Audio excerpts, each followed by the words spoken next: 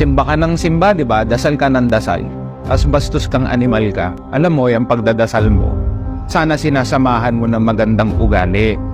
Ang tawag kasi dyan, moral licensing. Meaning, kumukuha ka ng lisensya na maging salbahe, maging animal, maging pasaway, and ang justification mo, nagsisimba naman ako eh. May lisensya akong maging masama sa kapwa ko tao. Ganyan ang paniniwala mo, tutustahin ka sa impyerno, maniwala ka sa akin. Hindi tayo pwedeng dasal-dasal lang. Hindi tayo pwede na pasok-pasok lang tayo sa simbahan at feeling na natin banal na tayo. Hindi eh.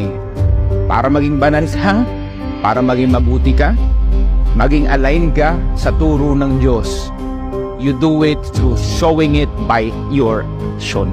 Sa action yan magkakaalaman. Mas mabuti pa yung ikaw ay mabait, may respeto sa kapwa mo tao, at hindi ka nang aapak ng iba. O kahit hindi ka nagdadasal masyado, kahit hindi ka always 100% attendance sa simbahan, mabuting tao ka naman. At sigurado akong pagpapalain ka kesa dun sa mga animal na kung ngari padasal-dasal pa.